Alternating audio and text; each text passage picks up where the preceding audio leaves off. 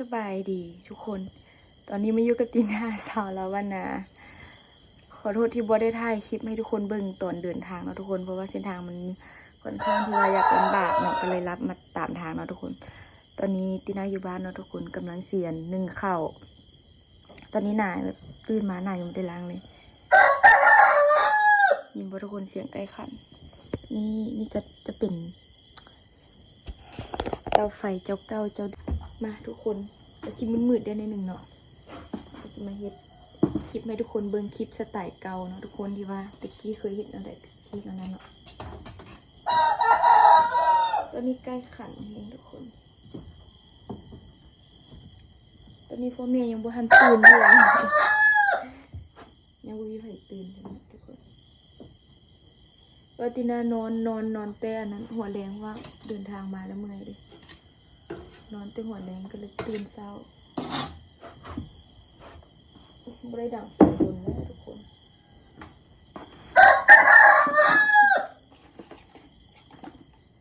ไฟก็หลายอันแต่บ่รู้ว่าตัวใดใส่ได้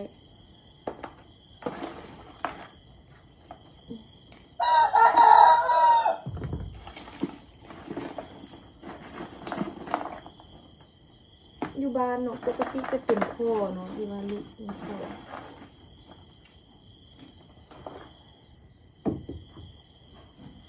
อยู่บ้านทุกคน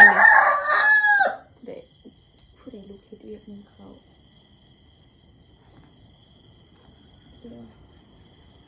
ชอกอันนี้ปาดก่อน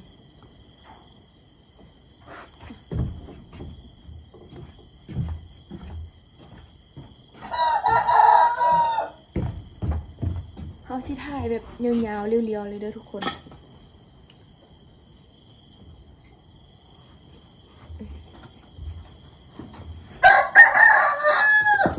เอาบ่มีตากล้องเนาะบ่มีอันขาตั้งกล้อง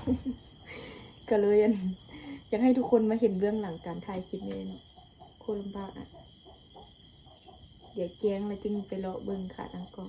ว่าขาตั้งกล้องตัวเองนะอันนั้นมันเพตลอดแหละตอนมากับฟ้าวเนาะเพราะว่าได้ตื่นเช้าห้านอยู่ยังเขาสิบ่เปิดเช้าเนาะทุกคนก็เลยว่าบ่ได้ซื้อสิมาซื้ออยู่พี่ซับอันเราสิมาซื้ออยู่เมืองเก่าเนาะทุกคนแต่ว่าขี่รถ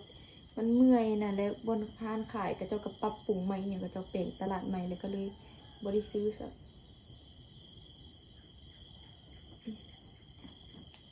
มาลุ้นว่าเขาสิดังไฟลูกว่าบ่ได้ดังไฟโดนนะเนาะแต่อยู่ในหม่องในเมืองก็ใส่แต่หม้อสุกสุกี้แต่เฮาก็บ่ลืมถิ่นฐานบ้านเกิดเนาะแต่อยากบอกเลยว่าเส้นทางแบบสุดยอดแต่ว่าตีน่ามาถึงตอนทางยังใครได้เขากำลังเปลี่ยนแต่ว่าก็ยังบ่เปลี่ยนเบิดเนาะแต่ว่ายังมาได้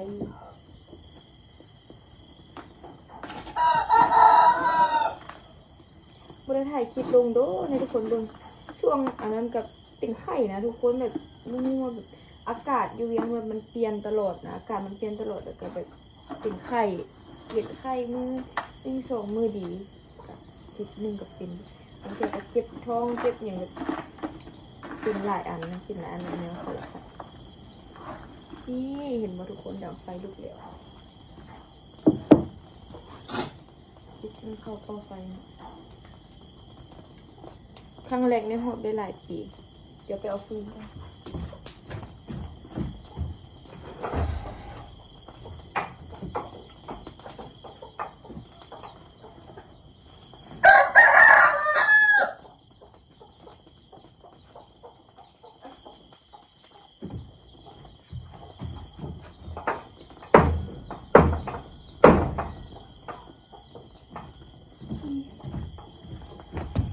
แล้วก็บ่ฮู้ว่าฟืนอยู่ใส่ทุกคนหรือว่าเขาเจ้าใส่ถ่านบ่ได้ถามเลยเดี๋ยวแป๊บนึงเดี๋ยวไปสอบบ่ฮู้ว่านี่พี่เดี๋ยวนี้เขาเจ้าลุกนึ่งข้าวเช้าบ่เนาะแต่ว่าตะกี้เนาะตอนที่ตีน่าน้อยแล้วก็แบบยังงั้นเข้าโรงเรียนนะก็สิลุกประมาณนี้ทุกคน ก็สิลูกตอนเช้าแบบนี้แหละ แต่ว่าเดี๋ยวนี้ฮันบูฮูแต่ว่าเดี๋ยวนี้ฮันบูฮูว่าทางบ้านเนาะพ่อแม่สิลุกมันเขาเช้าบ่เดี๋ยวนี้กี่นาลุก4 โมงคนไทยเขาเอิ้นจักโมงก่อนนี่4 โมงเช้าเนาะตอนเช้า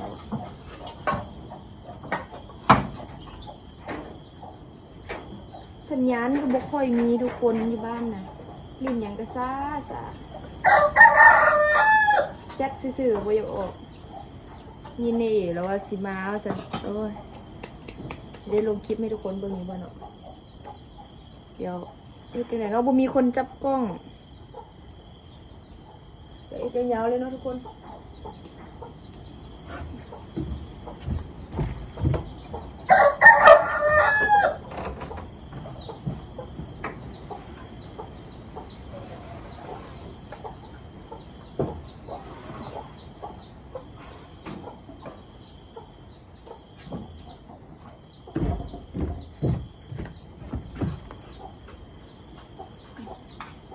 สิปลุกอ้ายก็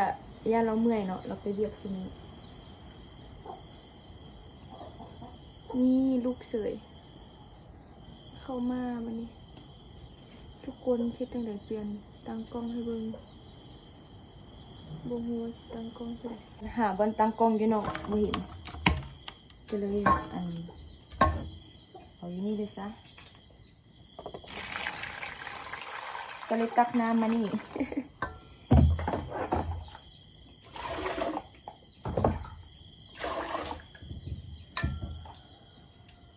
ดีใจนะที่ได้มาบ้านแบบที่น่าโคตรจะมาบ้านแล้วก็โคตรที่มาบ้านเลย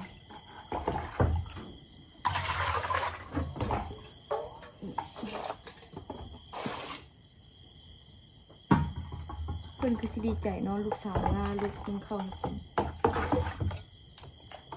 ดีใจเลยก็จะขึ้นมาเขาหน่อยเนาะมันเป็นน้ำมูกที่นาซิมาแล้วเขาแบบมาเข้านั่นติบอกถ่ายมือนี้บุหัวาสิลงมือใดคลิปนะว่านิดซ่าแหงเขาเย็นเนาะทุกคนบุหัวตัวใดเป็นข้าวมากตัวใดเป็นข้าวอุ่นเดี๋ยวนี้ก็มีผู้ใดเนาะมาอยู่นำ2 คนแม่มาเป็นพี่น้องทางไหนมาอยู่เพื่อนมาเข้าโรงเรียนเพื่อนก็เฮ็ดเวียกเงินเวียกซานส่วนแม่เด้มันก็จีนามาก็ยกแม่เพื่อนเนาะโทรมาเลยเนาะมีลูกสาวมาอย่างนี้ยกเพื่อน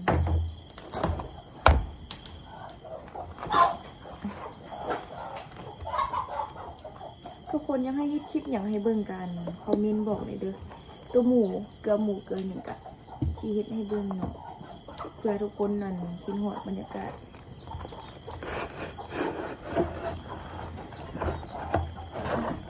ลมแห้งทุกคนมาถึงช่วงลมมาหนาว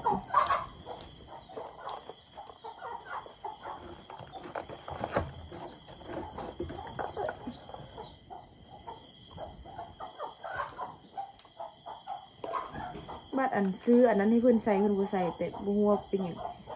เขตเฮาอยู่แถวบ้านเฮาก็จะมักใส่หรือว่าเป็นบ้านที่นาบอกนั้นที่นาบอกมักใส่อันนี้เอาอันนั้นมายิบแล้วกันยิบเนาะที่นาซื้ออันนั้นมาให้เด้แล้วว่ามันเป็นอะไรมันอับซื้นบอกมันน่าจะประเทศให้เขาอับซื้นดีกว่าผ้าถุงนะ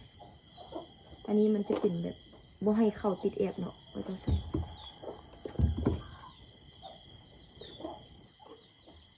ตอนนี้ยังบ่แจ้งเธอทุกคนตอนนี้น่าจะเป็นเวลา5 โมงยังแล้วตอนนี้มีคนตื่นนะมีคนกำลังย่างมา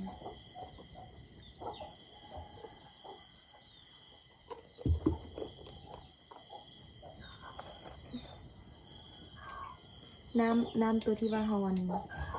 มาเข้านะทุกคนเขาก็สิเอาไว้ให้เกลือหมู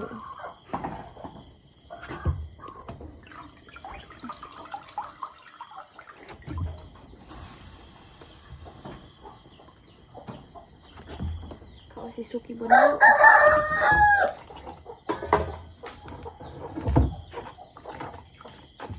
วันนั้นเราไปชิล้างถ้วย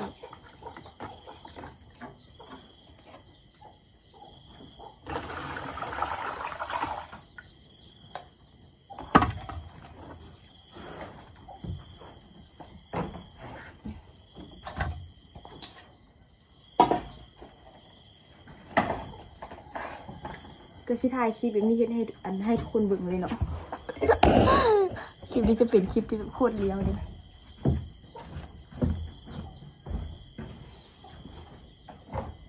เวลาที่เขานึ่งข้าวเริ่มกับสิบเดือนนี่เนาะทุกคนเราก็กวด